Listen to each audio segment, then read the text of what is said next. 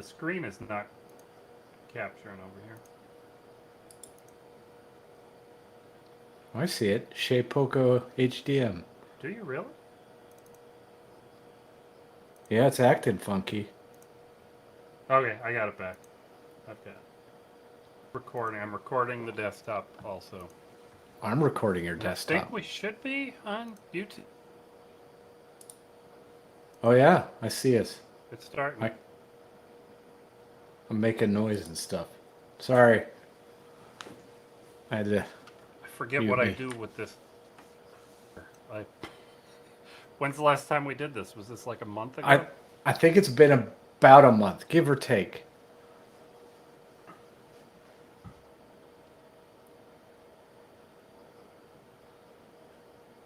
I should scooch you up here so I look like I'm looking at you, Tubby. Poor guy. Flip this back.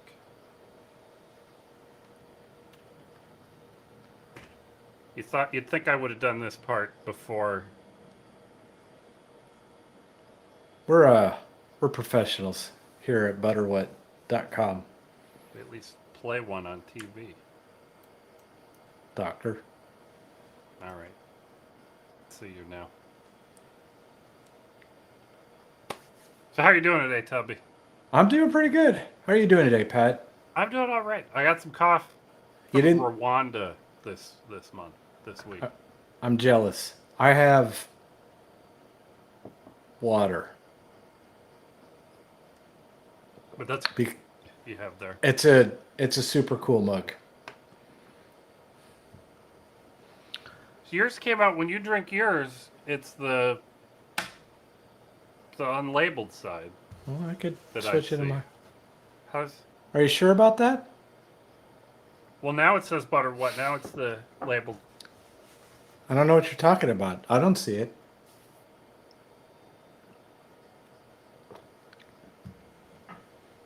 All right. I think we're recording. Say something again, Tubby. I want to make sure. I'm saying something again. Yeah, we're right about the same levels. I am recording the desktop. It's streaming. All right. The first episode, Tubby? Yeah. Let's talk about it. We should tell We should everybody what we're doing. Yeah. This is the Butterwhat show that we're recording. We're going to record probably 4 episodes tonight, live in front of you. And we publish those. Try to publish one every Monday morning. So if we record 4 today, there'll be 4 cleaned up episodes published by the next. Do this. When do we do this, Tubby? We do this. We do the live stream. We do the recording of the episodes on the first Tuesday of every month at 9:00 Central Time, which is 3 minutes ago. It's true. The first thing we have up, I got a couple of. It's mostly Shapeoko stuff, really. They have big news. I was excited. Yeah. Oh. Did you know what I forgot? What'd you forget? I forgot to introduce the episode. Ah. I forgot to do the. We can start all over because this is recorded in front of a live studio audience. This is true. You ready, Tubby? I am ready. Hello, everybody. Welcome to the Butterwhat Show. I am one of your co-hosts, Pat Regan. This is your other co-host over here, BrianCMoses.com from Brian. And hello. On this episode, we're going to talk about some CNC router stuff because Carbide 3D just the new Shapeoko HDM, and I'm excited about it. I'm not going to buy one, but I'm excited about it. I think you should be. I'm excited. I'm excited about it. I think it's tempting, but I don't know if I'm going to buy one. No, I'm going to try. It's a bit. Yeah, and it's tough to compare to the other stuff in the lineup, right? Because the Shapeoko's half the price, but it's a kit, so you have to put it together. And this one's about twice as much, and it's pretty much assembled on a pallet. And you're gonna need help to lift this up onto its bench that you're gonna keep it on. This is a really heavy heavy-duty machine. Yep. And I was hoping, like our friend Alex has the Carbide's Nomad 3, which is a little 8-inch by 8-inch. It's a little bigger than a box, but it just comes ready to go. You put it on your desk, and it can cut some pretty heavy metals. There's no trouble cutting aluminum. You can just barely cut some soft. Don't know if they'd recommend it, but they definitely did a whole series of videos where Winston made a camping knife. But I can't cut on my Shapeoko that costs about the same as a Nomad. I have a router, just a woodworking router is on there. The end mill, I mean, I'm doing dances around, but it has run out. It doesn't, it shimmies around as it cuts. So if you use a small enough end mill on my machine for me to cut steel end mills, because they don't go in a straight enough line, then has less run out. Shapeoko HDM, it's like I was hoping it would be like a giant Nomad, and it really is a giant Nomad. A 24. I should be playing this video, Tubby. Cue it up. Hannah.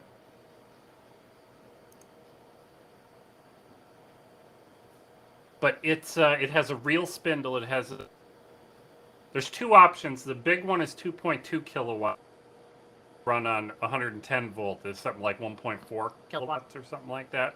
And it doesn't have the run like my machine does. And I was hoping it would be like a Nomad.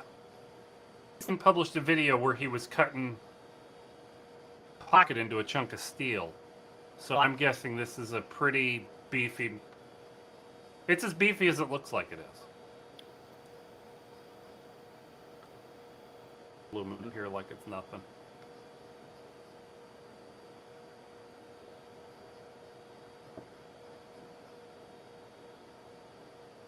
I was surprised. The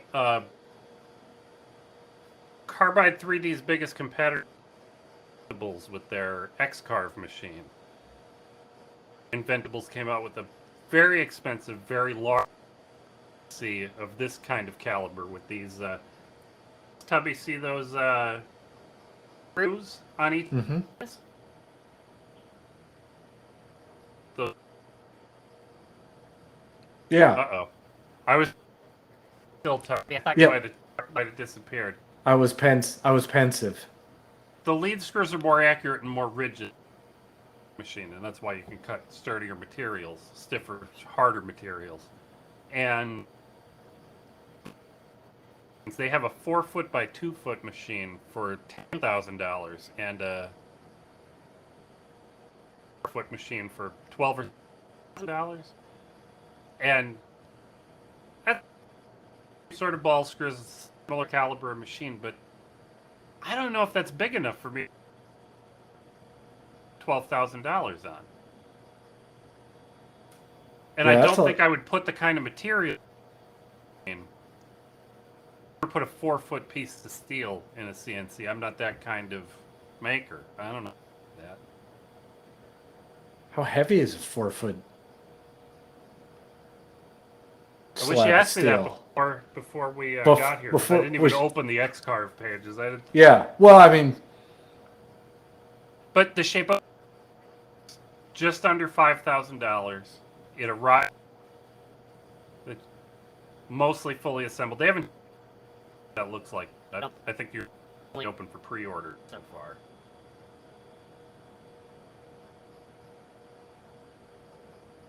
But it's a big beefy machine, and you could. But what I didn't understand was, I could buy the X-Carve machine when I could buy this 27-inch or so. I don't know the exact dimensions off the top of my head here of the Shapeoko HDM. And then I've been looking at the. I'm not going to buy this either, Tubby. I'm sorry. Dang it. But everybody loves these Avid CNC machines. Few folks on YouTube that have the smaller ones in their shop. But you can get a kit for about $6,000 to get yourself a 4-foot by 8-foot CNC router. This is Shapeoko.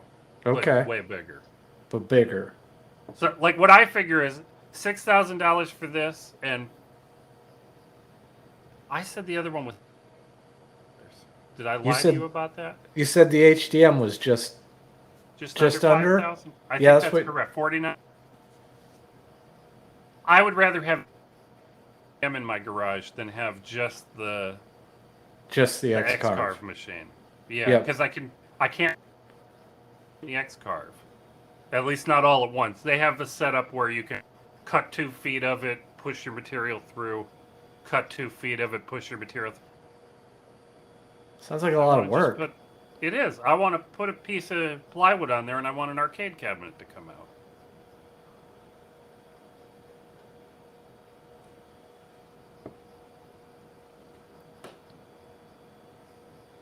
But I think the Shapeokos are going to be shipping pretty soon. Yeah, there it is. It's 49. I'm a little bummed out that we can't compare all of these things like apples and oranges because the HDM is fully assembled, the X cards are fully assembled, that Avid CNC is a kit, my cheaper Yep. Shapeoko is a kit, the Nomad is not a kit. They all have it's a to compare the prices and performance of all of these. Yep. It's almost like they do that on purpose. I know, right? Yeah, I wonder what it was. I'm sure what it was about the HDM that's special about it that they didn't want you to have to do this yourself. There must be something complicated on here. But I tweeted at Winston because I want to upgrade my machine to a spindle like this. And there's a lot of in AliExpress, and you can find terrifying spindles. I mean, who knows if they're any good, right? So I asked him, can we put one of these? That sometime he's hoping by the end of this year, I think he said. Don't quote me on that. We'd have to look that up. They're going to have a spindle, a smaller than, a more appropriate size spindle upgrade that we can buy for our older Shapeoko machines. And That'd I'd be pay a little interesting. extra for that. Yeah. I don't know what it'll cost you. It'll probably cost me $300 to get a water-cooled spindle from China that I'm going to have to puzzle out how it works and hope it works. I mean, Yep. $500, that'd be fantastic. Yeah. $400 would be even better, just in case anybody from Carbide 3D's marketing department is listening in. Free would be really exciting. Yeah, free would be fantastic. But I'm happy to pay for it. I bet Pat would dedicate a whole episode to it on the Butterwood show. Wow. Dozens of people would watch that. It would be fantastic. Hey, dozens at least, maybe hundreds, maybe even more. Did you know, Tubby, We are supposed to be timing these things and paying attention to chat. Oh my goodness, you're right. Made in Texas 3D. Uh-oh, the sound is in it. What happens to the audio on Riverside? Positive waves and made in Texas 3D? 3D? Yeah, it's 3D. Yes. It always comes out fine in the episode, the audio that gets uploaded to Riverside, but what gets live streamed out, sometimes I'm going to have to go back and listen and see how bad that is. I don't understand.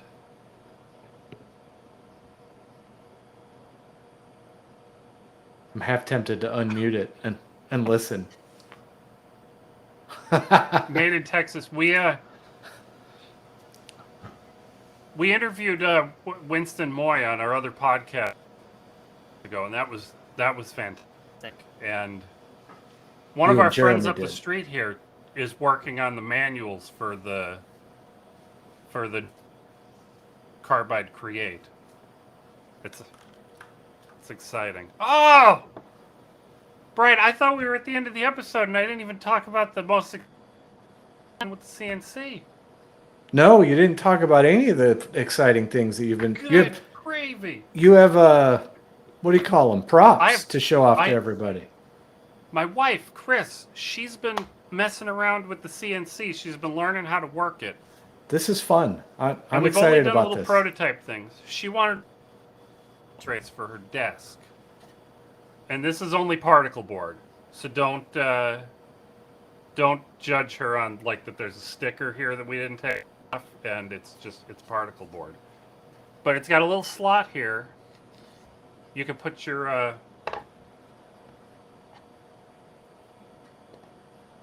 you can rest your phone in there. Yep. Whatever these messages are, somebody on YouTube could be reading those. Wonder if it's anything good. And she sized these. This one is pro or regular. And this color because it doesn't fit her chapstick. And this is wide enough for pens. She's very excited about it. She should be. And she did a test V-carve on the back with her name here to see how, because she didn't know how V-carving worked, what it was. And then she's made our cat. Tough to see on here, I think. It's a coaster. We need to go. This was the only board that was about coaster thickness. It's a little thick. Why does your cat need a coaster?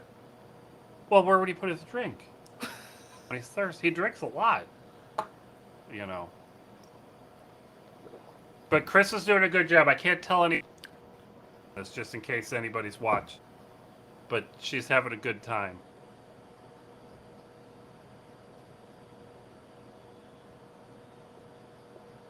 Every now and then I stop because Bert has a weird face, and I think he's about to say something, and he doesn't say it. I can't do anything about it. This is just the face that I got. This is the hand the hand that I was dealt.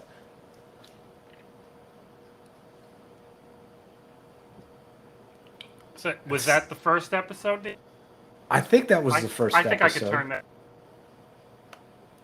A little bit of video editing. Chop out that oops, we forgot. Made in Texas 3D. Where are you? Well, you don't have to tell us your address.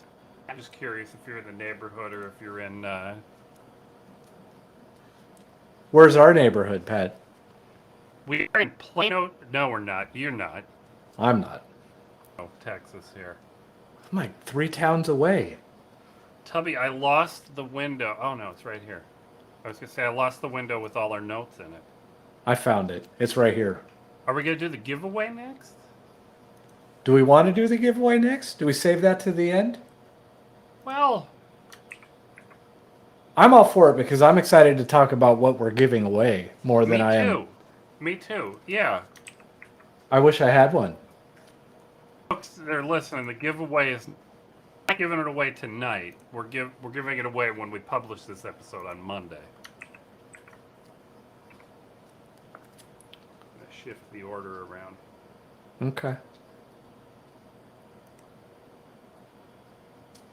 I don't think we'll spend a lot of time on the big F. Okay. Well, I don't think there's a...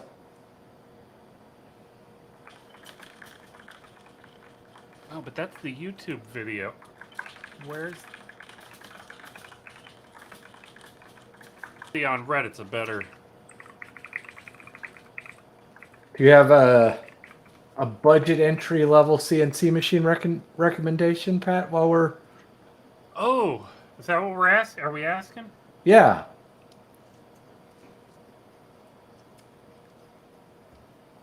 Budget's tough. The friend Alex tried one of those. You'll find them on Amazon and on eBay and Banggood, made in Texas. There's a 3018. It means 30 centimeters by 18 centimeters. And he loved it for the weeks that he had it. Then he upgraded to the...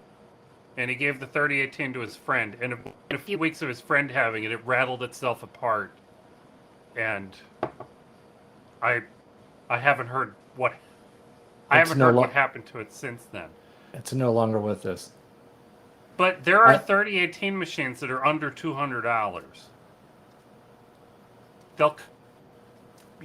wood and I have to find... Oh my god, I did this wrong.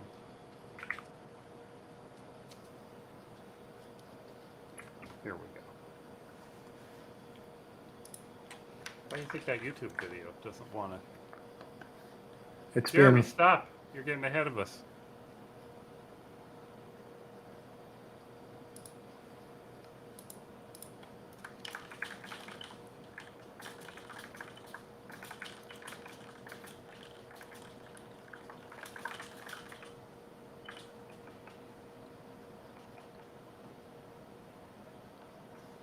I don't know if you cord made it. Yeah, I was about to Yeah, there's. paste a link. If I'm that smart. I think I have it in the description. You do.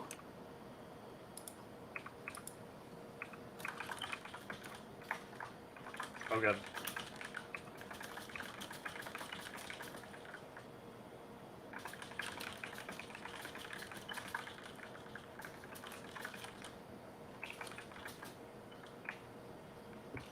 I don't want to be nosy, made in Texas. I don't want you just don't answer if I ask personal questions. But I was gonna ask you where you work. You don't have to. That's personal. And that won't wind up. Well, I guess the live stream winds up. The chat and all that gets saved. It does.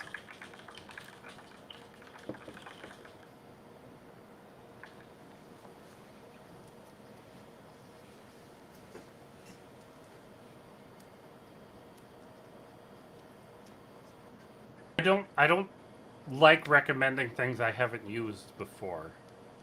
But there's a I think it's the long mill. Let me look. Let me.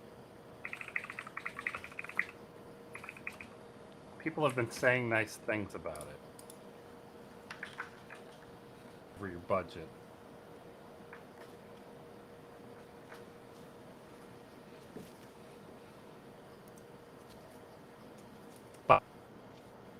SIENCI. SIEN.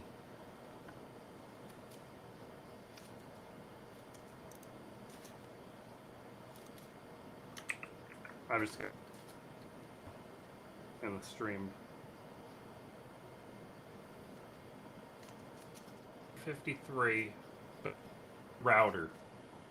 So you'd have to put a trim router in there. Oh, but then That's that not says bad. down here 1200 from. Oh, one. I got them. I understand.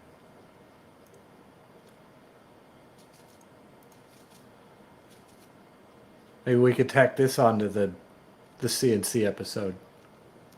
Well, I'm not. I don't feel like I know enough about this Okay. Yeah, that makes sense. to have a good 2 minutes of it.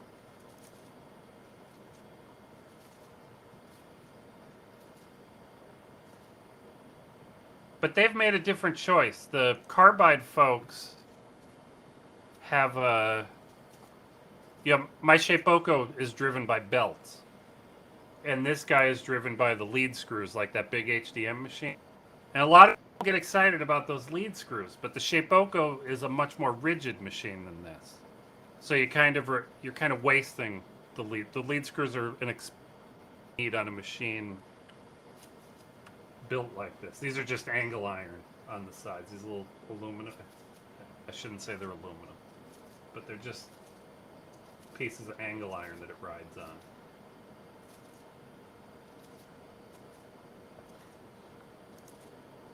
But it's impressive that you can get a 30 by 30 CNC router for $1,200.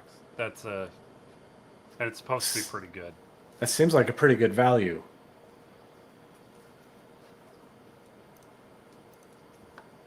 Well, Tommy, are you ready to talk about the giveaway?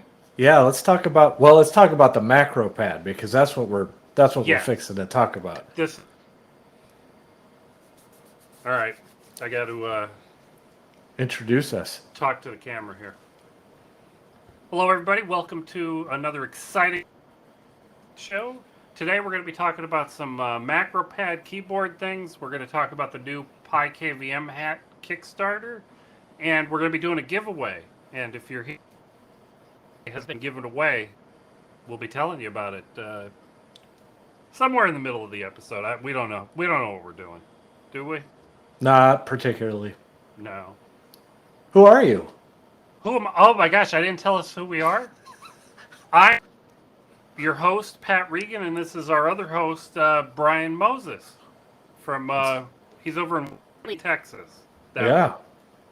Like 3 towns over from where Pat is. It's like 18 miles, but it's just right there. But the first thing I want to sneak in here, just because it's useless, Brian, have you seen the big F key? I have, and I I don't think this is useless at all. I would like a very big F key a lot of the times. Look at that.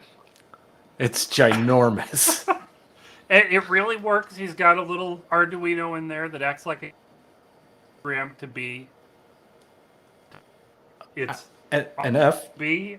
Yep. It's RGB. It's huge. F F F F F F F And F. it's modeled after a cherry switch. Yeah. Cherry switch. It's. I think those are my If you favorite. watch the entire YouTube video, we'll put a.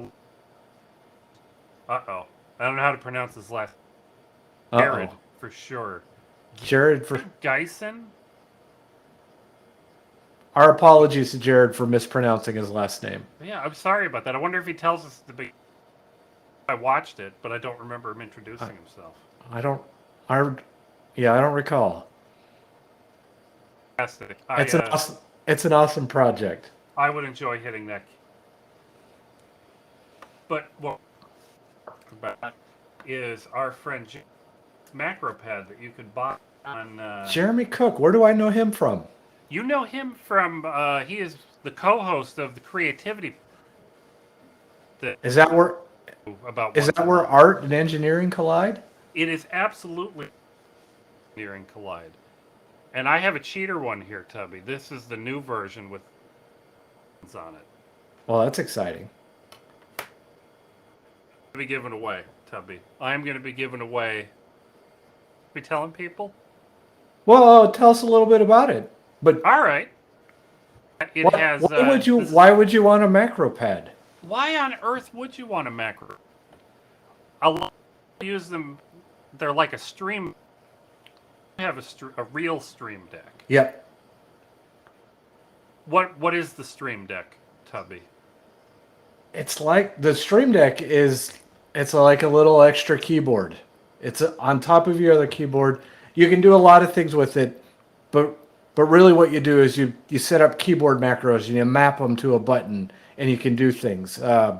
People who like to do things like this, a live stream, people who do video editing, who do Photoshop, they have Jeremy keystroke uses combinations. His knob on his for forward and back by one frame. That's video interesting. Editor. Yeah. And I've been meaning to do the same thing.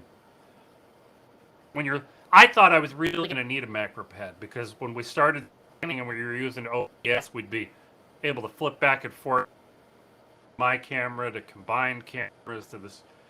But then we started using side.fm for all our interviews, and there's no keyboard stuff going on in here. It just does its thing, and we edit it at the end. But I've been using. You can't see it because it's plugged in, but it controls my favorite thing, it does podcast lighting. Awesome. I don't think I've seen a demo of that yet. Regular here. Now, it used to be... Come on. There it goes. It's a little... The switches turn these on fast, but these field lights take a while to warm up and start. Oh, okay. So you're using a cloud-free switch for the newer light for your podcast lighting? Okay. The new lights have a remote. I haven't built You haven't anything. reverse engineered those yet? No, but we're getting there. I was using 3 or 4 buttons for podcast lighting, work lighting, but I've one button, so like 2 taps for podcast, 3 taps for workbench, and 4 taps. It's just light every. So buttons that I only remapped these a few days ago, so now I don't know what to do with the rest. Anytime you have more buttons, you'll find something to do with them. Oh, for sure, absolutely. But I put this one together. Give me an extra PCB.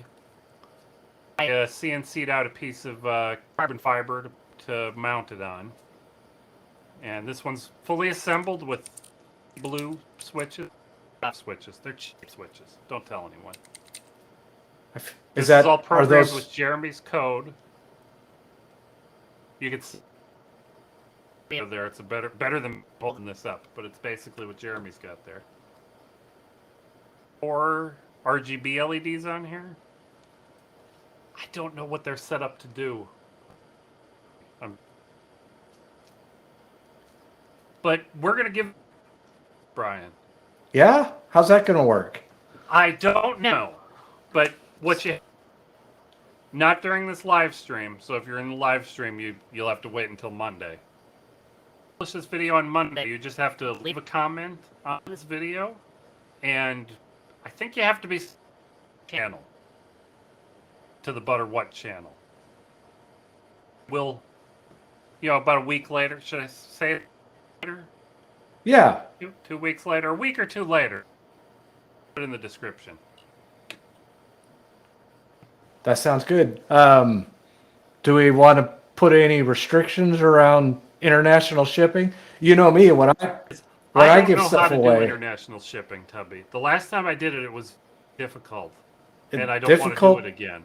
And expensive. So it's expensive, and they make systems form. Yep. And declare what it is. What is it? There's no macro. There's no macro pad in the drop-down box. So I don't know. So it's United States only. Maybe Canada. If you're in Canada, give it a try, and I'll let you know if we'll probably. But that's the rules. Subscribe, comment on the video. You don't even have to say something nice. You want to be in the contest? Is that a good plan? That's a good plan, but we'd love to hear the ideas, things that people would put it to use for. I'm always looking for ideas on what I should be doing with mine. I mean, I showed it to you last time. The only thing I've done with my Stream Deck is put my face on it, and it's sorely underutilized. Keyboard keys. The Stream Deck LED displays on each. Yeah. You can give it an icon. But Jeremy's macro, it's a do-it-yourself project, though. You can the PCB for the macro pad by itself. He has kits with a bundle of switches but he does solder on the LEDs because that's challenging. That is difficult. Yep. I think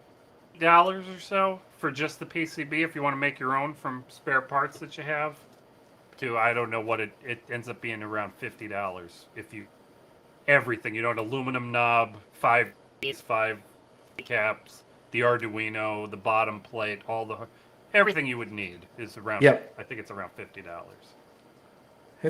It's a good value. At $50, you might also get that little display that I don't have on this one that Jeremy's right now about to solder on. And he sells these on his Tindy store, right? Yep, on his Tindy store, and we'll have a link, and I'll add in it'll be up here the whole time that we've been talking. Yep. And we're going to shift gears a little bit away from the macro pads. This is somewhat relevant. What have we got here, Brian? This is the Kickstarter for the Pi KVM. We talk about... What is the Pi KVM? The Pi KVM is a keyboard, video, mouse switch that you can access over an IP network. So basically, using another computer and your web browser, you pull up a web interface hosted by that Pi KVM that's plugged into a different computer, and you would be just like you were sitting at that computer and working there. And they just opened up a Kickstarter here in the last week or two, maybe? It's 16 days to go, so 2 weeks ago. Okay. It's probably running about 2 weeks ago. And this is for the hat. So all the hardware that does the... So a hat is on top of a Raspberry Pi. Yep. It sits on top of the Raspberry Pi. This here, I'm going to hold it up. I just have a plain old Raspberry Pi. My dongle is my IBM. Yep. I don't have the hat. And you don't have to buy the hat. You can. You don't have though. to buy the hat. You It would be can. nice if you did. They're doing a hat. The hat is an upgrade. Yep, the hat's a big upgrade. I got you one for Christmas, and in Not the building, hat. not the hat, just the all the hardware that you needed to build that little kit, and then I had enough fun with that I went and bought like two for me, and then I thought it was a neat enough project that I became a patron of the developer behind it, and as a patron, I got a chance to pre-order from the very first batch. So I've got one here. It's plugged in, or else I'd grab it and show it off again.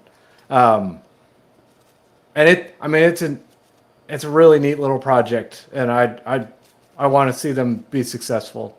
Me too. And their goal was $45,000, and They've they're at obliterated it.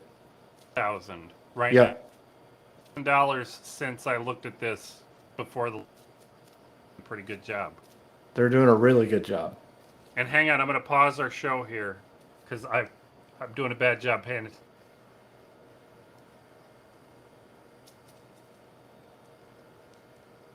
Yeah, this is a fan project made in Texas. Absolutely, we will link in the description for certain. Yes. But I'm sorry. I don't know. What was I saying? Was You it were interesting? saying that this was $450,000. Yes, 420. They've got nearly 10 times the funding that they hope to get. Yep, and they're only halfway done. Usually, there's a stretch at the end of these Kickstarters Where you get another big spike. I say this every time, and it really does bear repeating. The Pi KVM is cool because little server for your home. You usually wind up this sort of thing built onto the motherboard. You can't buy a $150 motherboard. You end up buying like a $450 5, 6. motherboard. Yeah. You wind or up more. And then when that hardware is no good anymore, when you need, and you take that motherboard out, your KVM goes with it, and you have to buy another one. Yep. But with this, you could, even if you bought the hat, we should be telling everybody what this costs on here. Are there still any? Can't remember. 3 hats. $145 for one Raspberry Pi is about $40-50. Yep. So you could buy $200 Pi KVM, and then you will have the Pi KVM forever. Forever. Yep. That's so cool. It is cool. Yeah, the money that you would save on buying a server grade motherboard, the hat and the Pi pay for itself just right out of the box. Yep. And you could be sneaky. You could borrow it from your server when you thing remotely. I have Tailscale installed on mine, and that's a VPN, and so I can hit my Pi KVM from anywhere as long as it can connect to it. I could take this, I could fly to my parents' house, plug it into their laptop, and leave, and I could access their computer, anything I would need to. And I think that's really cool. I think that's really cool. Yeah, we talk about it all the time, but in your laptop bag, you could just carry one of these around and use it. I know you do. I've got one. I don't think I've left the house. I think in the time that I've said you could just throw the Pi KVM into your laptop bag and go wherever you needed to go, I don't think I've left the house with my laptop bag once since then. I guess that's one of the joys of being a remote worker these days.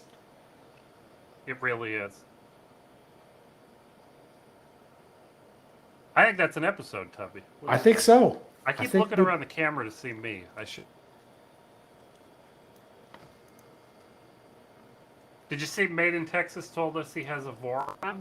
I did see that. This is the. That was up at the top, right? I saw. I think you're remembering that correctly. The one time we don't do a speedboat race where we just. I know, right? I'm stare and wonder at how fast that printer's printing. I'm jealous of your Voron. totally. Me too. It's a pretty quick one. It's only the two things there. I think so.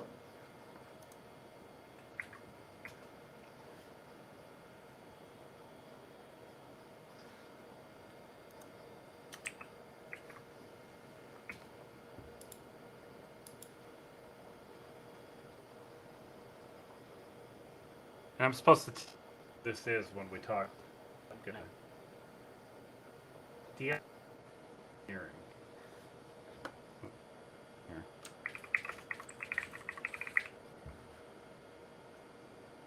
Look at that. I just saw you type it in Google Documents. To look at that because I put live stream chat over top of that. Okay. All right, should I?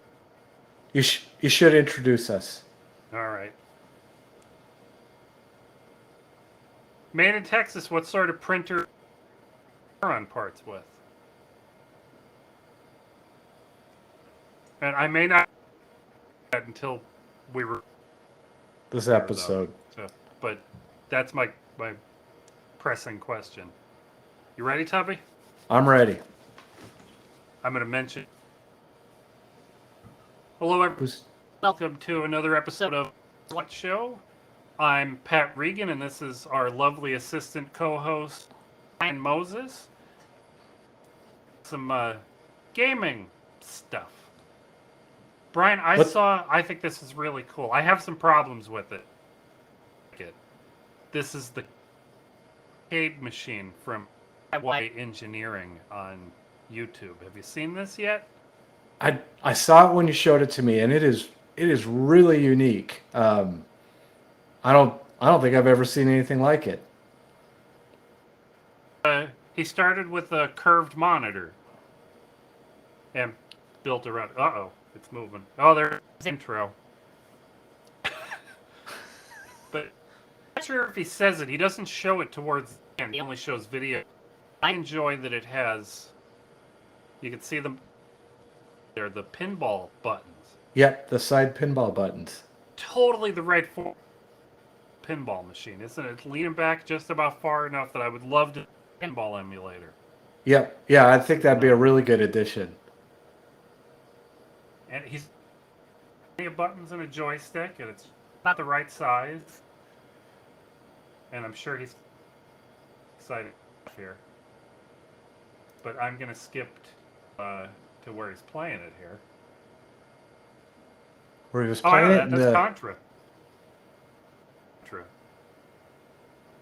And it's such a tall, ultra wide, because he has enough room for the marquee art up there, which is fantastic. That is fantastic.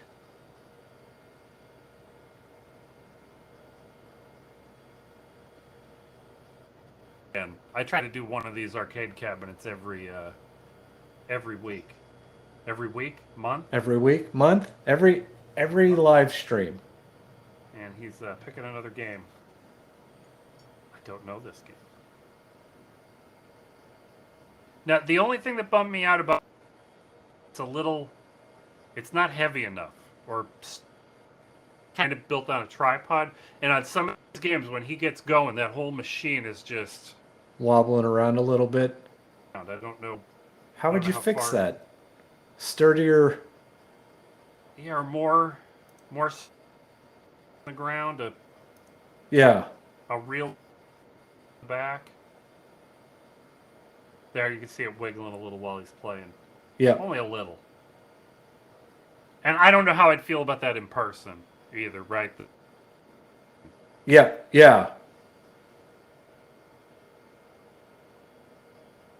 But this is the what did I call it? I already forgot the name. The curved arcade. The curved arcade from DIY. Check them out. We show it to DIY Perks. He could put a leather handle on it, and he could carry it around somewhere. Yeah. I'm surprised Matt hasn't built an arcade cabinet. Might have to make a suggestion. Too much time on the arcade cabinet. Have you a controller on your Switch yet? Your Nintendo yet, Brian? Maybe, but I'm bad enough with enough of that. I don't know if it's drifting because of something that I'm doing, or if I'm playing one of the games that has the motion detection. I do that a lot in. I've been playing Zelda Breath of the Wild, and I aim with the right thumbstick, but you can Yep. also use the controller, and I'll start doing both, and I'm fighting myself to, and then I get killed by something because I'm not a Well, very good Zelda player. I think the drift is pretty bad. If you don't touch the controller, your guy will be walking in whatever direction. Interesting. And if I correctly, and I should have read this right before we did the live stream, is my memory. They say right here this is below the thumbstick, and they're saying there's just not enough support on the plastic. End up back panel off of the joystick piece is what Yeah. onto the board, Okay. and you end up bending it. Oh, interesting. Put a piece of business card between the back panel, the back plastic panel, and the joystick part. That fixes it. You'll fix it, or you'll prevent it from happening. Interesting. And I'm a little bummed out about. Swapped my cases on my Joy-Cons because I wanted a D-pad. So I got the one that has the D-pad in place of the 4 buttons on the left. Yep. If they'd have told me this, I would have just stuck a piece of business card in both of those when I had them opened up. But this has been a problem, Tub. Nintendo, stand right, they won't acknowledge that it's a problem, but they will replace them for free. Interesting. But people are mad because they buy special edition, Zelda Joy-Cons. Yep. That's not what you get. You just get a Joy-Con. You get something back. You get the right. Yeah, you don't know what color, what's anything. Yeah, so that's you a end bum. up losing your extra expensive special edition. Oh, that's awful. Yeah. If you can fix it yourself, and this much to take this much apart, it's just 3 or 4 screws, and everything goes together like a puzzle. I had to use the internet to tell me which pieces to take off first when I took these apart to put shells on them. But to do this would be 3 or 4 screws, open it up. Very cool. I thought that was pretty good. And we have the right to repair. You have the right to repair. Thank goodness. But I should have brought my because I really like them. They're at least at the time buy a Joy-Con with good. And I don't only wireless, they didn't work, or was the other way around, they only worked plugged in and not, that seemed, I didn't want an extra Joy-Con that was only half functionality of a... Carry around. And they're, really it's whoever's video this is, and... YouTuber VK. VK. Well, that's what the Hackaday article said. Where do you? Oh, VK's channel. Well, we'll put a link to it. VK's channel.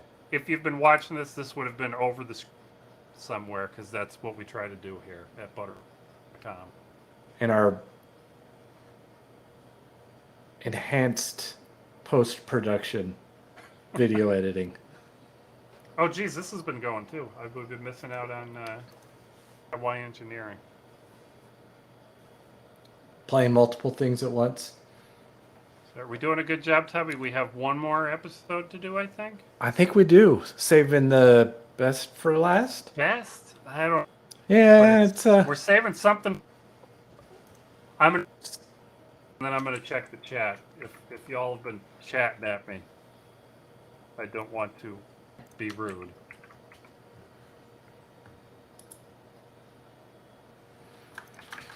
But I am not coordinated enough.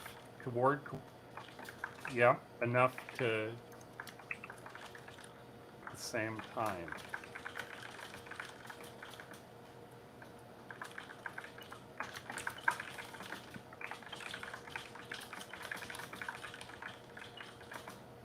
It'd be home automation stuff.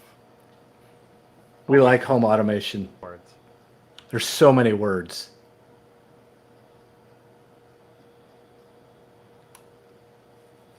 Thank you for saying it's a great show, mate. Sweet.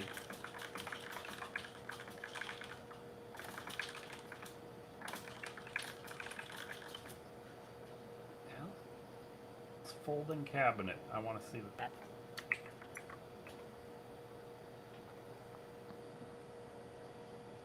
I'll see. Oh yeah, he's got a folding cabinet. That's really cool. I like his channel too. I've watched him build some crazy 3D printed inserts for your drawer organizing.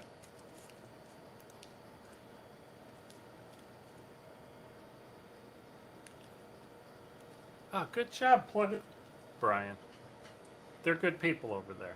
They are. Now, you know, Tubby, when you make Twitter bigger like this, so the live stream can see it, it's big. Check Twitter tomorrow. Your tweets are yelling at you. Why are my tweets so big? Or why are Brian's tweets so big? We Google May 17th. I clicked, I grabbed it wrong. I copied somewhere. This must be your YouTube video, Brian. It's supposed to. Yeah.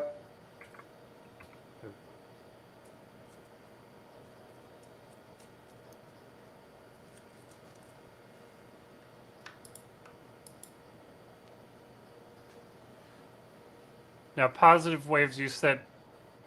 No, oh my God, this guy's talking to me over here. Yeah. You talked about me side to 480p instead of 240p because I thought it would look better for you guys. I'm a little worried something's going wrong there. Any part of this video I should skip to the he talks about the scenes like pretty early on. Yeah, but just talking. He's doing something in the background for us. Yeah, after he does that. Okay. Let me start skipping around. I got it. It'll be good.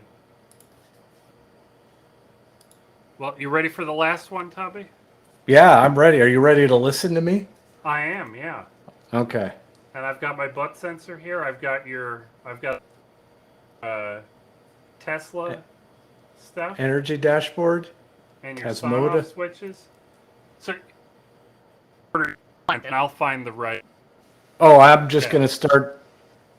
I'm gonna start at the top and work my way down because I'm logical, simple. Let's say simple. I can introduce the episode. You want it? Am I hog? That not fair of me. You go ahead and do it because I did all. I mean, 80% of this stuff is stuff that I worked on the last few days. I'm gonna be talking a lot. All right, let me pour so it doesn't make too much noise when we're. Remember the time I spilled it all over my desk?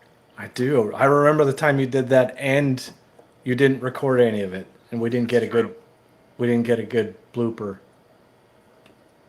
All right, here goes.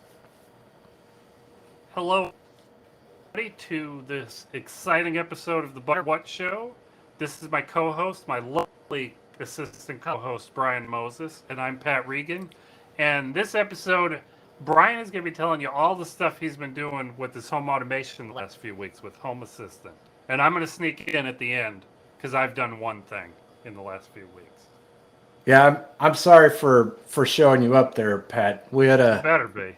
We had a long weekend, and I just started knocking things off of my Home Assistant to-do list. And the first thing that I started working on was I've set up a few scenes, and the Google Home integration. I've got a few Google Home devices around the house, but I haven't had any luck getting the scenes to turn on and off. Like I'd say, hey, activate a scene. I don't want to accidentally say, hey, GOOGLE, because she's going to hear me. But I would say it. I'd say activate my scene, and it never would happen. And I couldn't sort it out. And I found Everything Smart Home on YouTube did a video about it. And the solution that he came up with was to create a template sensor and to turn it into a switch. And then for what I wanted to do, like turning my lights on and off in my office, the setting up that sensor, when you did the turn on, it would turn the lights, it would activate the scene that I have set up for lights on in the office. And then when it did turn off, it would activate the scene for turning the lights off in my office. And it worked just like that. I mean, it was easier than I thought it was going to be, but maybe a little more difficult than it should have been. I'm a little surprised that Home Assistant isn't plumbed into Google Home well enough that I can activate scenes without doing any, I guess, extra shenanigans. Yeah, with making a virtual switch of some sort there. Yeah. Almost like a push button switch. Just you would tell it the name of the scene and it would do it, and you just have to name them smarter. Yeah, the trouble is scenes aren't on and off. They only turn on. Yeah. Well, and not every button turns on and off, right? Like your fire button in Galaga. Does. Yeah. A switch turns. Well, yeah. And he talks everything Smart Home in his guide. The turn on and turn off for the switch that he sets up both activate that same scene. So it didn't matter in his switch's configuration. It didn't matter whether he was turning the switch on or off. It always just activated that particular scene. Okay. I had trouble with this because I wanted my podcasting scenes to override the automation that turns the light on and off when I'm not in here. Hoping I could just have, if this scene is active, don't activate the other one kind of logic. But you can't see that a scene is active. No, yeah, it's just basically... It's not a state, yeah. It's the scene just triggers a whole bunch of other switches, and then it's no longer doing anything. Here's a bunch of switches, and here's their settings, and that's associated to a scene. There's no way to sense whether a scene is active. I mean, I guess using what I wound up doing, you could probably set a different sensor or something. You could do it. You could but it's more complicated. I've done the same sort of thing, but I have a variable in Node-RED. Yeah. I could just a text string to it, and it, each of the 4 scenes have a 5. I don't know how many there are, but each one has a name. So it says, if it's in podcasting, no, abort and exit out. That's smart. I'll have to set that up next. Yeah, well, I stole that from Paul. Some of it. Paul did a good job. What about these old switches of yours, Tubby? These sign-off switches. What's the deal? Sign-off switches. This is kind of related. One of the things that I was worried about was I have this sign-off switches, and they have their own cloud service that their app works with. And there's I don't want to call it a hack. There's an integration to Home Assistant that basically goes in and pulls that service every time Home Assistant starts up and creates all the switches that you need. So you could be disconnected from that service most of the time. But I had all of those. I had that service integrated with Google Home, and I was worried that I had conflicting things, like that I had, they call it eWeLink, if I'm saying that correctly. But I had that set up, and I had rooms set up in Google Homes that were associated with that service, and I was worried there was a conflict. And I was a little aggravated also with Sonoff with their platform because they started charging if you wanted to use if this then that, you had to subscribe to eWeLink's premium service. And when they did that, I kind of got a bad taste in my mouth. And all of these Sonoff things are built on ESP 8266s, which means they'll run the Tasmota firmware. So when I was doing this, I decided I was That's the just same firmware that ships on our cloud freeze. on the cloud free switches, yeah. So what I wound up doing was replacing two of my Sonoff switches with the cloud free V2 switches because they're already running Tasmota. And then I disassembled the other few and reflashed them with the Tasmota firmware. And now I'm completely disconnected from the eWeLink service. And that's Can go down and your lights will still. my lights will still turn on and off as long as I'm still connected to my I'm going to make it access sound point. important, and I'm going to tell everybody that now, if the internet goes off, it can still turn your sump pump on. So if your basement flood drained, Yes. Brian does not have a basement. No, and sadly. he does not have a sump pump. But I wish I had a basement. I miss having a basement. I don't. But moist and Oh, but they're Whoa. cool. that's me. That's your face. Wrong What are you doing? button. I know what that is. So I heard batteries, Tubby. I did. I actually got it a couple months ago. They finished the installation a couple months ago, but we finally got the interconnect agreement between, I guess, us and our utility company. So we got to power on our Tesla solar and Powerwall installation. And that's probably a whole live stream's worth of information. But that going live coincided with Home Assistant's first two releases of their energy dashboard. That's built into Home Assistant, and I got to. Neat, Tubby. It is really neat. I mean, you go in there, and from the Tesla integration, you say, here are the sensors that are power coming to the, from the grid to my house or leaving my house to the grid. You can set up your pricing, your pricing to go along with that. My solar productivity is in there, and so is how much of the day I'm getting powered from the Powerwall. No, I did It's a all- bad job. I picked the tweet that has your day where there was a bit of a bug overnight and you weren't logged in. Well, yeah, You what's have a- yeah, my I guess my authorization to the Tesla hardware expired, so it wasn't able to connect and track that. And then once I fixed it, it said, "Oh, hey, look, all of your overnight power consumption happened at 7 a.m." And I don't But think that's okay. It looks like there's a graph for energy coming in from the grid. in from the That's grid. Then Yep, the purpley color is power out of the battery. power out of the battery, or yes, Powering your home from the battery. powering. No, charging the pink below the line, below I guess where the x-axis is. That the x-axis. Yeah. It's really pixelated. That's the Powerwall getting charged. Okay. Right, and there The yellow you might obviously is the sun. yellow's Power the from solar, and then there's like a blue-green that's the battery powering the house. Okay. So we're in Texas, as we talked about. So during the hottest parts of the day, towards the end of the day, when solar starts to dip a little bit, you'll see more and more of the battery until I've got the battery set right now to save 70% or so for power outages.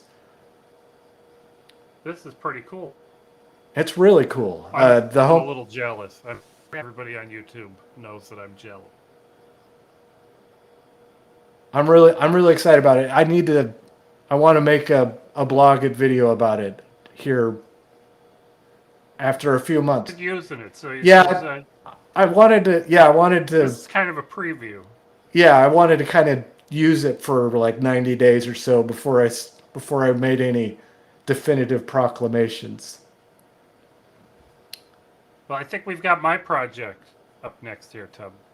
Yeah, yeah. What is that I'm looking at? That's some sort of H? It's a H, and I'm going to tell you, H? I've been working on this.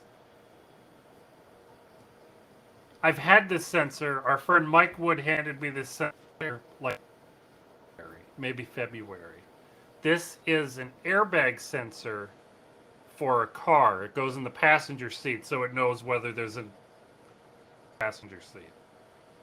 Now, what I've done is each of those little silver circles on there is a switch. It's a push button to a Node MCU board. That's a little ESP8266 development board. They're about $250 from Amazon. And I'm running Tasmota, and I need to publish this because I had to wrestle with Tasmota to get it to do the right thing. You guys don't even know how much of a pain that was. But now that I know how to do it, it's easy. I think. I just want to recreate it before I write about it because I might have done extra to this. Show me the rough draft, and I'll idiot test it. If I can do it, then it's every bit as easy as you think it is. I have another Node MCU board here somewhere. I have to plug it, Tasmota on it, and just see it work before I. But the idea here is there's an old busted recliner over here that I fixed up, and I have an e-ink book reader. And when you sit, all my home automation to turn these lights on and off knows if I'm using the computer, it knows if I'm on the TV, but it had no way to know I was in the chair. So I'd be reading, and 5 minutes later, the light would go off. And then what do you do? So Mike said, well, why don't you try putting one of these in your chair? And I've stuffed that sensor between the cushion and the leather. It's not leather, pleather, whatever this is. And when I sit down or get up, it knows if I've done that. And I'm being excited here. And I'll stand up here. That's awesome. You've done a good job. Off and I sit back down. Now, this is very basic automation here. Now there's delays. It doesn't turn off immediately after I stand up. It gives me time to leave the room. It waits about a minute. But it does turn on instantly. I do want it to turn on when I sit down. I like how surprised you look. I think I was genuinely surprised that it worked, Tubby. But this is really inexpensive. The chair sensors are like $6 on eBay.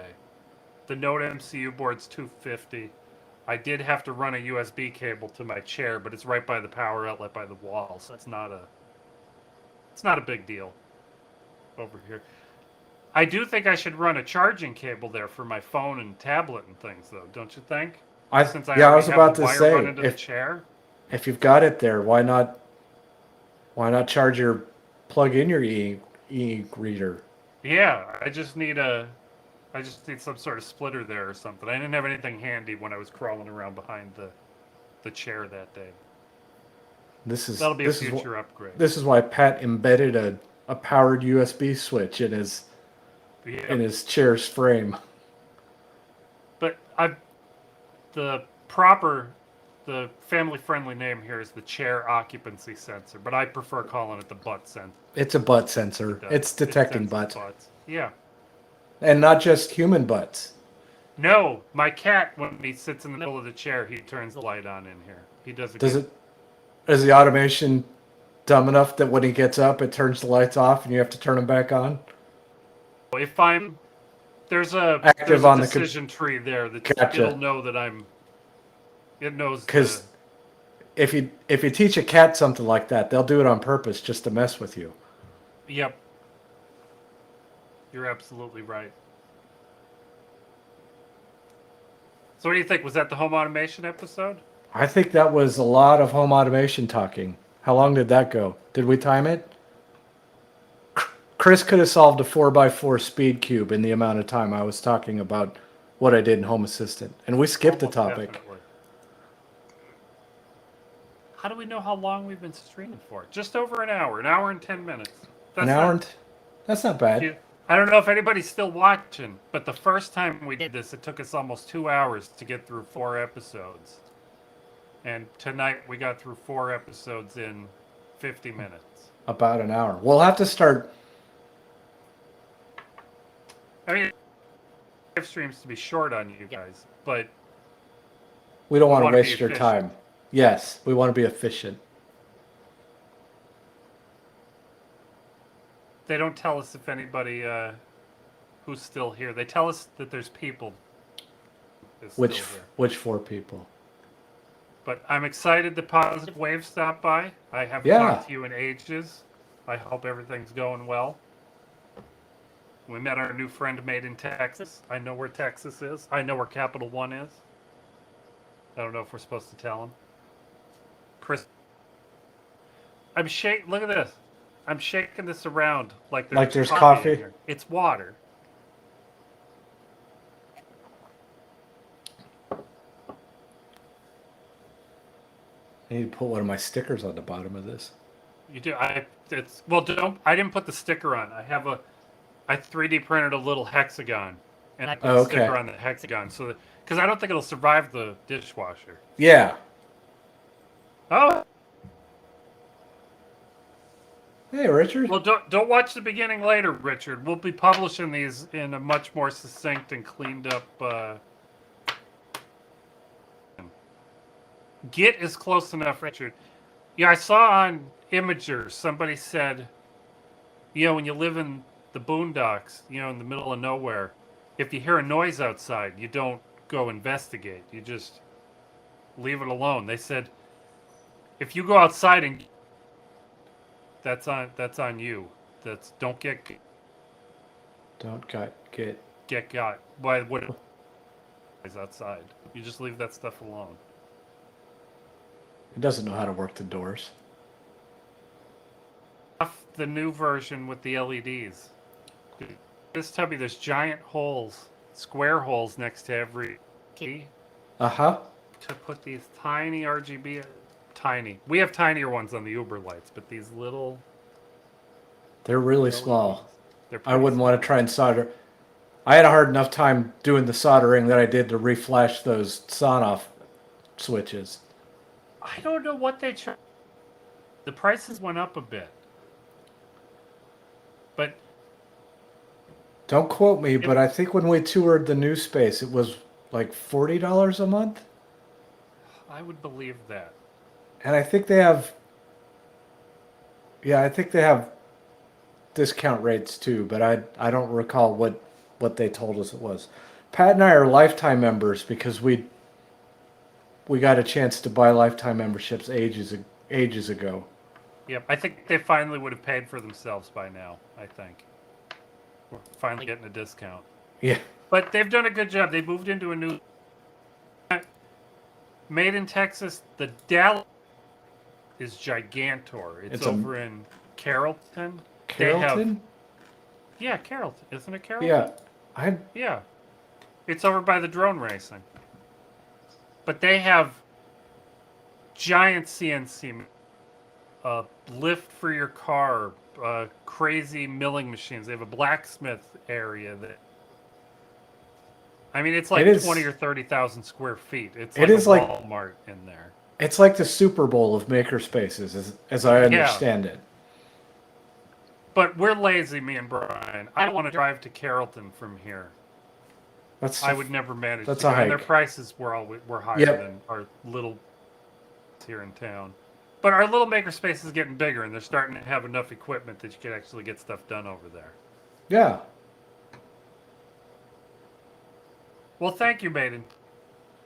By our Discord server. There's a link in the description. Well, I'll even say. Let's see if I can type it. What or what? I typed it in there earlier. Oh, I did it again. But I don't know if you even know what Discord is. I don't assume that you. But it's text and chat. voice chat. We hardly voice chat. It's all text chat in there.